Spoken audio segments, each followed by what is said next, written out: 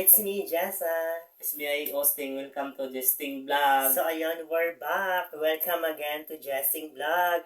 Yes. So, mga kachoy, maraming mga nagtatanong, nag-update, ano daw nangyari sa amin, mga ilang buwan na daw po kami mga walang upload, wala kami mga video vlog, wala daw sila nakikita, nagko-comment sila ano daw nangyari, baka wala nga daw kami ni Austin, but wala daw kami paramdam, wala nga daw kaming upload. So, ayan, sasabihin na po namin kung bakit po naging busy kami at itong mga nakaraang buwan ay so wala po kami mga upload. Dahil po naging busy kami sa work kasi everyday yung pasok namin at night duty kami. Ang gabi kami mga katsoy, no, dahil mo na papunta ng 2026 na ipapasok na kasi yung mga katsoy. Kaya, minsan na hindi na talaga kami makapag-vlog dahil busy na kami dahil sa kaso namin yung trabaho namin mga katsoy, no, dahil pag hindi ka din kami magtatrabaho dito mga katsoy, asa din kami sa vlog, no, pamihira lang kasi sa isang buwan na makasahod din kami, minsan hindi. So, kailangan din natin na matrabaho para makabili din tayo ng sarili natin anong gusto natin tayo pangailangan, no. So, abangan yung mga katsoy, no, ang dami ang mga kaganapan natin na sa party namin, no. This coming December mga katsoy. Yes. So, marami po kayong mga kakabang-abang mga kaganapan sa aming buhay, sa aming everyday routine. At mapapanood nyo na po kami palagi at susubukan na po namin makapag-upload sa inyo in every sa isang buwan, isang linggo, makapag-upload kami, dalawa or ganito, ganyan. Kasi naging busy nga po kami sa work. Siyempre, kailangan mo pa rin magtrabaho. Hindi mo aasa ka lang sa vlog. Kasi, siyempre sa vlog, ang tagal din bago makasahod kapag ikaw nagtrabaho. Every holiday or every Sabado o Linggo, may sahod ka, makakabili ka na ng gusto mo, di ba? Kaya ayun nga po, naging focus muna kami sa pagtrabaho kasi nakakabili kami ng pangangailangan namin kasi sahod namin every Saturday or Sunday. Kaya sa vlog, hihintay ka pa na mapuno mo yung revenue bago ka makasahod, di ba? Kung everyday ka naman mag-vlog tapos wala rin naman, di ba? Kailangan mo pa rin magtrabaho. So yung mga choy, explain na nga po namin kung bakit naging busy kami at wala po kami mga upload itong mga nakaraang buwan. So naging busy po kami sa work. So yung mga nagtatanong dyan, nag-comment, ano daw nangyari sa amin at wala kaming paramdam. So ang nangyari po mga katsoy is pinokus na lang po namin sa trabaho mga katsoy ko dahil minsan din kasi na hindi natin alam na yung tao na may lagnat din tayo, may magkasakit din tayo. Siyempre, malayo-layo din dito yun sa atin. Kailangan talaga natin na mag-siyok talaga. Kunwari, kung masakit ka, may pamili tayo ng gamot, no? Pangailangan din natin. So, abangan nyo yung mga kaganapan natin, mga vlog dyan, mga katsoy, no? So, Merry Christmas sa inyo, mga katsoy.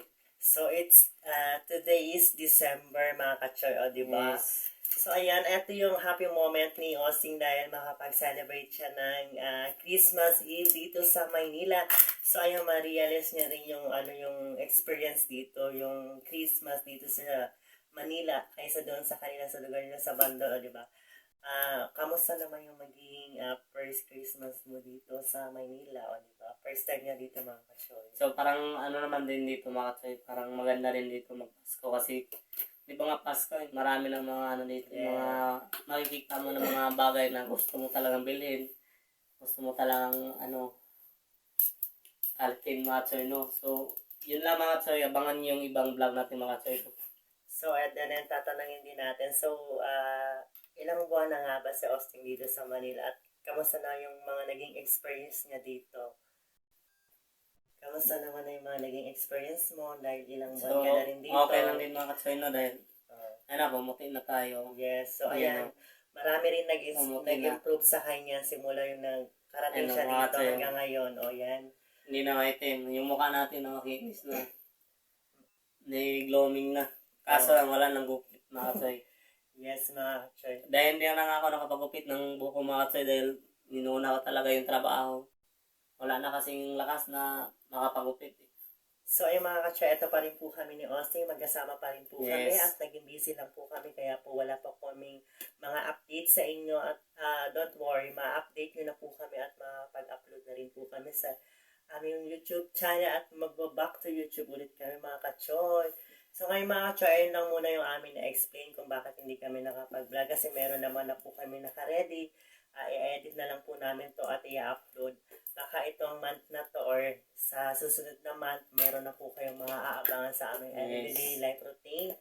At yun na nga po sa mga nagtatanong, babalik pa nga ba ang Jesting doon sa Mandol? So, ayan ang yung inyong katanungan is sasagutin namin. So, ngayon po is hanggang dito po muna yung aming explanation dahil nga po is nakauwi lang din namin gawing work sa trabaho. So, sleepover muna kami and then marami pa po kami yung aabangan sa itong December dahil magkakaroon din po kami ng Christmas party sa aming work na kasama si Austin.